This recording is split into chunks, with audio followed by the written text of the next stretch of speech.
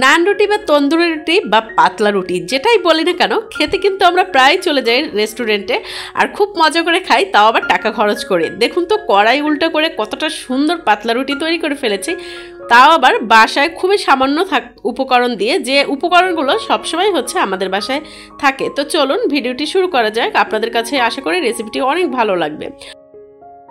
এখানে হচ্ছে ময়দা নিয়েছি, তার মধ্যে হচ্ছে দিয়ে দিয়েছি 1 কাপ পরিমাণে গুঁড়া দুধ, আর হচ্ছে হাফ কাপের কম হচ্ছে দিয়ে দিয়েছি চিনি, স্বাদ মতো হচ্ছে লবণটা আপনারা আপনাদের স্বাদ মতো দিয়ে নেবেন। আর দিয়ে দিচ্ছি হচ্ছে ইস্ট না দিলে কিন্তু রুটিগুলো অতটা সুন্দর ফুলকো হবে না আর সফট হবে না। তো এই যে সব উপকরণ দেওয়ার পরে শুকনো উপকরণগুলো চামচের সাহায্যে সুন্দরভাবে নেড়ে চেড়ে এভাবে মিশিয়ে নিতে হবে। শুকনো উপকরণ মিলানোর পরে হচ্ছে এখানে 2টো ডিম দিয়ে দিলাম। ডিমগুলো অবশ্যই রুম টেম্পারেচারে রাখার চেষ্টা করবেন। হাফ কাপ পরিমাণে সয়াবিন তেল দিয়ে দিয়েছি। দিয়ে এখন হচ্ছে আস্তে করে হাতের সাহায্যে এভাবে সবগুলো আস্তে ধীরে মিশিয়ে নিতে হবে, যাতে ডিমের সাথে ময়দাগুলো সুন্দর করে মিশে যায়। আর হ্যাঁ, আপনারা এই রুটি তৈরি করার সময় কিন্তু অবশ্যই ময়দা ইউজ করবেন। আর এটা হচ্ছে আটা দিয়ে কিন্তু তেমন ভালো হবে না, অবশ্যই ময়দা দিয়ে দেওয়ার চেষ্টা করবেন। আর এখানে দিয়ে দিচ্ছি হচ্ছে কুসুম গরম পানি। সে গরম পানিটা হচ্ছে আস্তে আস্তে দিতে হবে, একবারে দিলে কিন্তু এখানে হচ্ছে ময়ানগুলো নষ্ট হয়ে যাবে। তো একটু একটু করে এরকমের তেল দিয়ে দিচ্ছি। তো আমি কিন্তু আরও হাফ কাপ পরিমাণে তেল এখানে নিয়েছি। তো আপনারা এরকমের মধ্যে নেবেন একটু। হ্যাঁ, এখানে এই ময়ানটা হচ্ছে একটু নরম করতে হবে, ডোটা যাতে শক্ত না হয়। আর এটা কিন্তু প্রায় 10 থেকে 15 মিনিটের মতো আমি মথে নিয়েছি।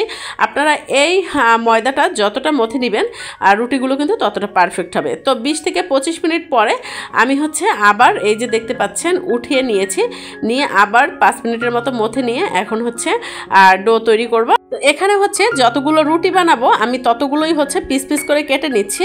ছুরি দিয়ে কাটলে কিন্তু অনেকটা সহজ হয়ে যায়, হাতের সাহায্যে নিলে কিন্তু একটু সমান কম হয়। তো এরকমের হচ্ছে আমি সুন্দর করে সবগুলো কেটে নিয়েছি যতগুলো রুটি আমি বানাবো।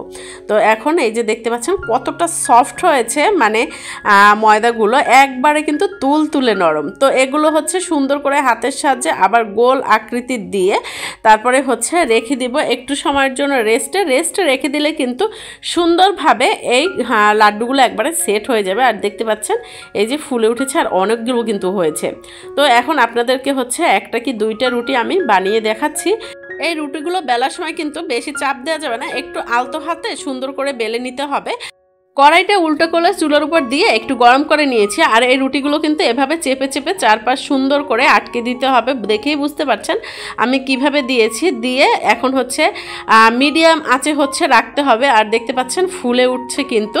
আর রুটিগুলো কিন্তু অসম্ভব সুন্দর হয়েছিল, খেতেও বেশ ছিল। আপনারা বাসায় এভাবে ট্রাই করবেন, দেখবেন খুব ভালো লাগে। মাংস হোক, ফিশ ফ্রাই হোক, যে কোনো কিছুর সাথে আপনারা কিন্তু এইভাবে রুটি বানিয়ে খেতে পারেন। আর রেস্টুরেন্টে যেতে হবে না, অসম্ভব সুন্দর একটা ফ্লেভার অ্যাড হয় যদি আপনারা এভাবে বানিয়ে নেন। আর খেতেও কিন্তু দুর্দান্ত লাগে। আর দেখতে পাচ্ছেন আমি আরও একটা রুটি দিয়েছি। দিয়ে সাইডটা একটু হালকা একটু চেপে আটকে দেওয়ার চেষ্টা করবেন, তাহলে কিন্তু রুটিগুলো আরও সুন্দর হয়।